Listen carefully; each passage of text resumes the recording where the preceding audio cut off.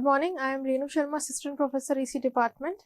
Today I am going to start with the subject that is Communication Engineering, and I will begin with its introduction, that is the part of unit first. So before that, I will discuss that what is the course outcome after studying this particular subject, that is Communication Engineering.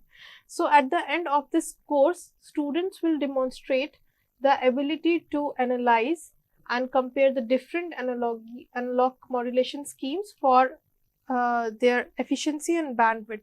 Means in this particular subject we are going to study about the communication, specifically the analog communication, that in which the signal is continuous in time. The main information or the raw data is continuous in time, it is continuously varying in time and amplitude. So in that we are going to in this subject we are going to discuss that thing. So it will also analyze the behavior of a communication system in the presence of noise, that is the part of second unit. Then in the third unit we will investigate pulse modulation and analyze their system performance, which is related to digital communication, or some part of digital communication is also, modulation is also discussed in this particular subject. Then in the fourth unit we will discuss it, investigate various multiplexing techniques where more than one users are going to use a common channel on the basis of time division or on the basis of frequency division, and also we will discuss the CDMA, that is code division multiple access. Then in the last unit we will analyze the different digital modulation schemes and compute the bit error rate performance for the different schemes that we have studied in the previous units. So these are the textbooks that you can consider. So now I'll begin with the review of signals, because before starting with the communication engineering, so what is communication? Which means, it means that we want to transmit any kind of information in the form of continuous time signal or in the form of digital signal. So before that we have to study that what are the different types of signals that are available through which we can transmit the information from the transmitter to the receiver. So signals are variables that carry the information. It is described as a function of one or more independent variable. So let's say I am going to write a signal that is continuous in time. It is denoted by this variable x, and this is independent variable, that is time, and x is dependent variable which is going to which is dependent on this particular time. So there are two variables. So basically it is having one independent variable. Now if I am going to write like this one, this particular function, this is also continuous time signal, but there are two independent variables, that is t and tau, which shows the time shift property also. So that is also a continuous time signal, but it has two independent variables. Secondly, it is a physical quantity. It varies with some independent or dependent variable, which means for the different values of t, the value of x will going to change every time.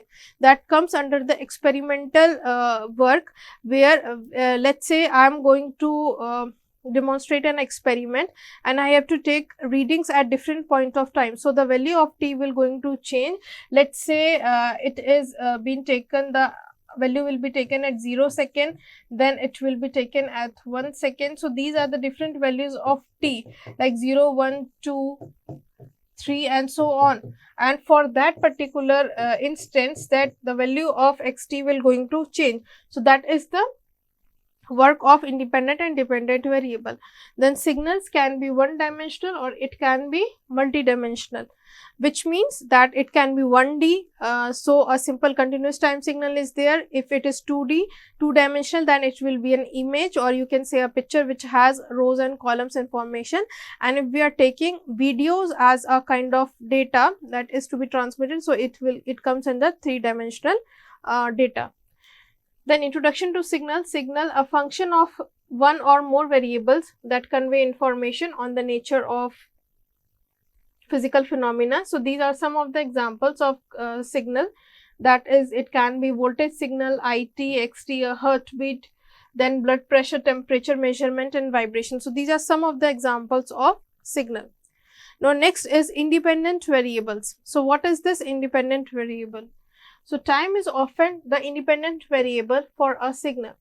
xt will be used to represent a signal that is a function of time basically. So if I am going to write this xt, so this will be an independent variable and this is a dependent variable which is dependent on the value of this function t.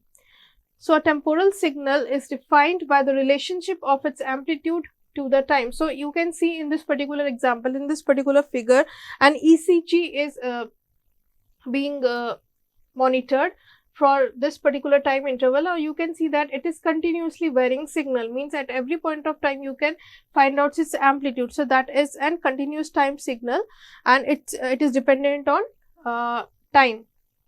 Time is independent variable. So an independent variable can be 1D, it can be 2D, it can be 3D, or even something more complicated. A signal is described as a function of this particular variable.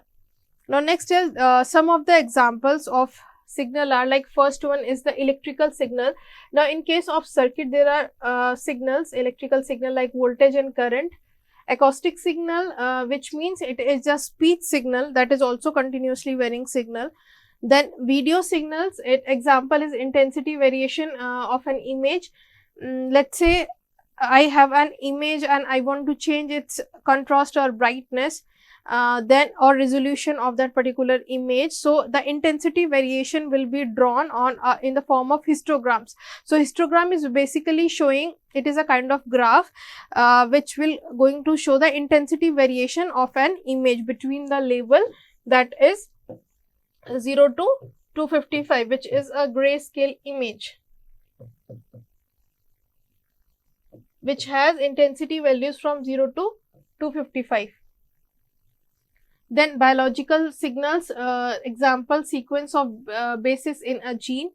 Then the internet is introducing many new forms of signals as information streams, example multimedia, news broadcast, etc. Noise are unwanted components in your signals that are often random in nature. So basically noise is also a kind of continuously time varying signal and that is randomly generated. Now next is classification of signals. So there are different types of signals that are classified. Like first one is the continuous time and discrete time signal. Second is periodic and non-periodic. Third one is causal, non-causal. Fourth is deterministic, non-deterministic, and then comes the even and odd signal. So these are the different signals that we are going to study. So first is the continuously time varying signal and the discrete time signal. So continuous time signal takes on real or complex values as a function of independent variable and it ranges over the real number and are denoted by xt. Now let's say I am going to plot a signal like this one. So you can say that over the time it is continuously varying signal. So let's say from 0 to infinity it is defined. So it has amplitude described at all the points from 0 to infinity. There is no such point exist where the signal is not producing any amplitude. So that is the case of continuously varying signal.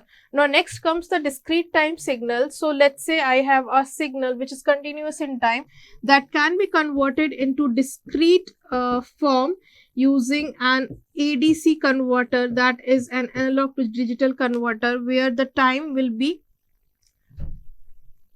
described at specific instant of time. Let's say it will be described at 0, then 1, then 2, 3, 4 and so on. So that will be known as discrete time signal, which will be denoted as x n square bracket we have to use, and we have to use the variable that is n, and n is defined for 0, 1, 2 and 3 and so on, and the interval that is time that we have to take is n. So this is a discrete signal.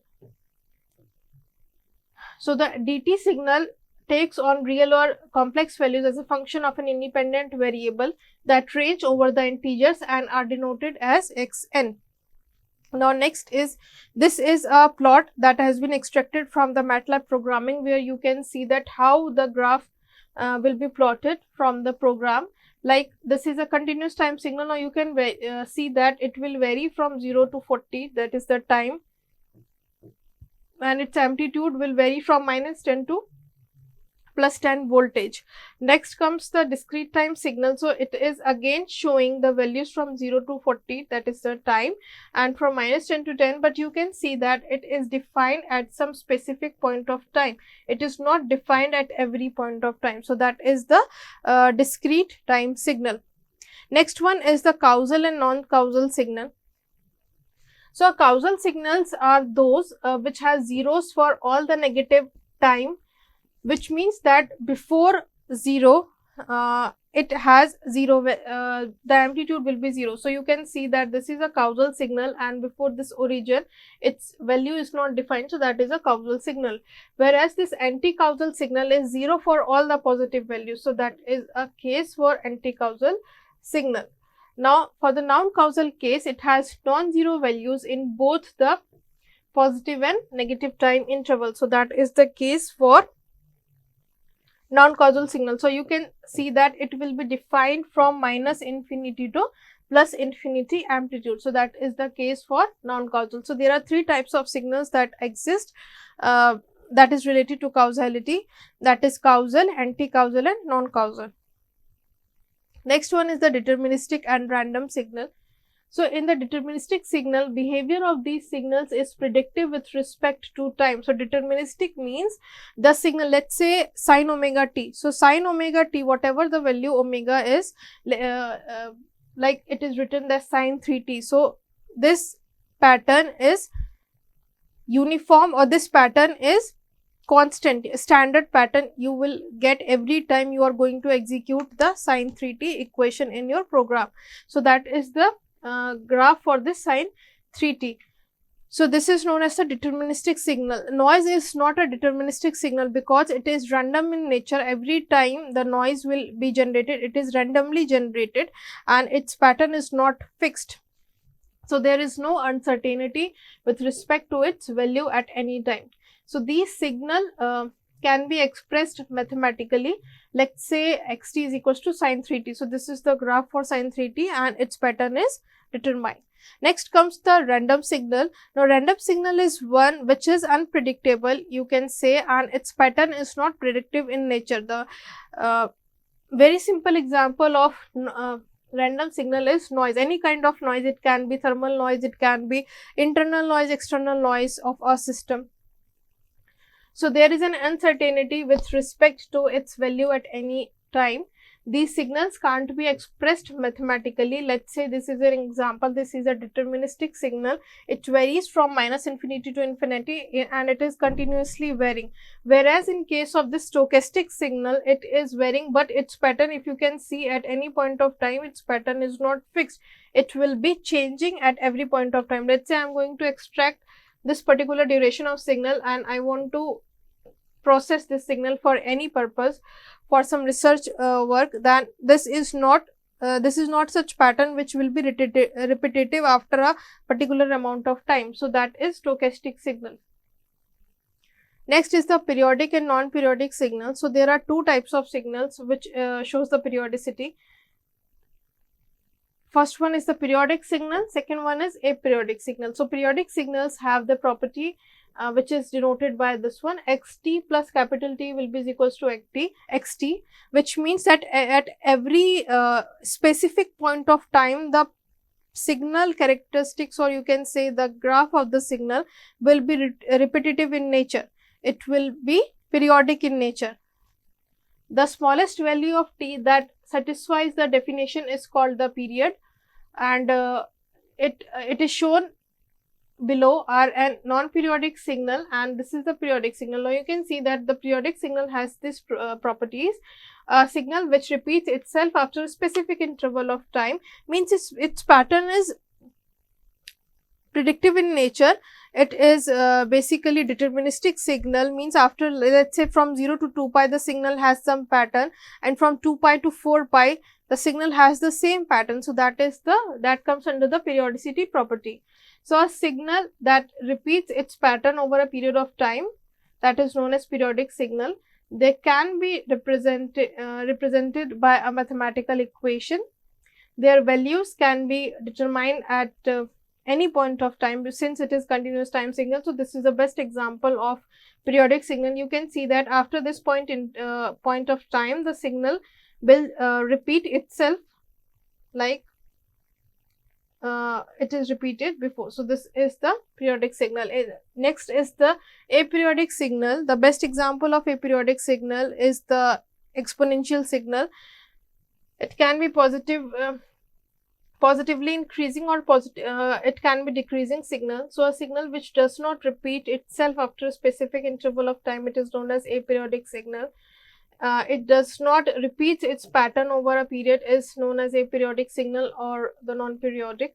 Their values cannot be determined with certainty at any point of time. So these are basically random signals. So noise can be known as aperiodic signal, and it is a randomly generated signal. Next comes the even and odd signal. A even signal is any signal f such that ft will be equals to f of minus t. So this is the very basic property of an even signal. This one, ft will be equals to f of minus t, means if you are going to invert reverse in time, then the both signals will look like same. So that is an even signal. Even signals can be easily spotted as they are asymmetric around the symmetric around the vertical axis, and odd signal on the other hand has the property, that is ft will be equals to minus of f minus t. So that will be the property of an odd signal. So you can see in this particular example, like this is an even signal, you can see that there is a symmetry across around the origin, and this is an odd signal and there is no mirror image across around the origin is there in case of this odd signal. So it does not satisfy this f t is equals to minus of f of minus t. So that is the property of an odd signal. Then comes the real and complex signal. So complex signals are an important abstraction in many disciplines such as communication and multi-dimensional signal processing. So in general, X is a complex quantity and has majorly two parts. First one is the real part or imaginary part, or you can say you can find out the magnitude of the particular signal or the phase of a particular signal. A very important class of signal is the complex exponential. Let's say there is a signal which is denoted by sine omega t. It can be written as e to the power j omega t minus e to the power minus j omega t divided by 2j. So you can calculate the magnitude and phase from this particular example. It has imaginary component. Let's say it will be x square plus y square, and the phase can be written as tan inverse of y upon x. So this is the phase component of a particular signal, and this is the magnitude of this signal. It shows that it is a complex signal. It has imaginary component, it has real component, and also it has magnitude and phase can be calculated from this particular complex signal. If I am taking an example of complex exponential, so CT signal of the form xt is equals to e to the power st, and it can also be written as in terms of discrete time. The signal can be written as z to the power n. Now z can be replaced by e to the power j omega and s can be replaced by j omega. So these are basically the properties of z transform and Laplace transform.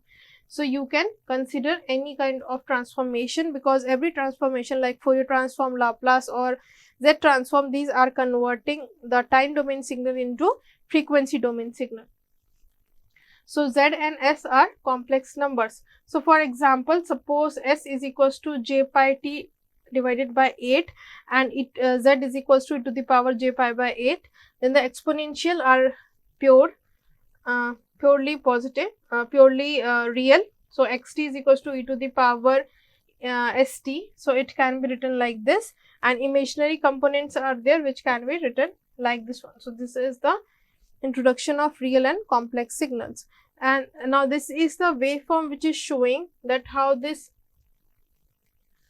complex and real signals will be plotted. Next comes the energy and power signal. So the basic formula of calculating the energy of any signal, that is a continuous time signal xt, is given by integral from minus infinity to infinity xt mod square dt.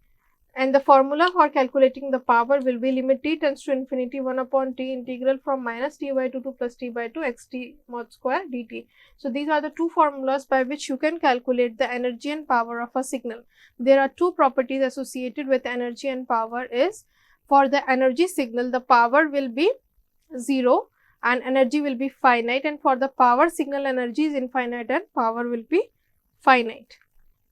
Next is the mathematical operation. So after seeing the different types of signals which exist and some of the classifications of the signal, we can perform some of the basic mathematical operations on the dependent and independent variable both, like by varying the value of x, by varying the value of t, it will be time dependent, time shifting, time scaling. So some properties are basic operations performed over the signals can classified into two types, like basic signal operation performed over the dependent variable, that is x, and it can be performed on the independent variable, that is t. So when we are considering on the dependent variable, so here the manipulation of the signal will be accomplished by manipulating the dependent variable which represents the signal. For example, in the signal represents by xt, we can alter the variable x and leave t as it is. So this is the way in which the dependent variable will be changed. Like addition is there, so there are two types of signal like x1t and x2t. So these are the two signals x1t and x2t. We have to add these two signals to generate this particular type of signal. So this is a simple addition. You have to just divide the x's and then you have to adjust the amplitude value, and the final resulting signal will looks like this one. So this is the addition of two continuous time signal. Then this is the subtraction. Then when we are going to shift the value of t, then that will be a time shift property, first one, where you can see, let's say this is the original signal and we have to shift it by some instance, let's say t naught. So the resulting signal will be like this one. So this is the time shift property, means you are changing the starting and the beginning point of a particular waveform. Next is the time advance property, where the signal will be it will be in advance, means it will not be shifted, delayed, it will be you can say the signal will be preponed. So that is the case for time advance signal. So in today's lecture we have discussed different types of signals, its classification, and some of the mathematical operations that you can perform on independent and dependent variable. Thank you.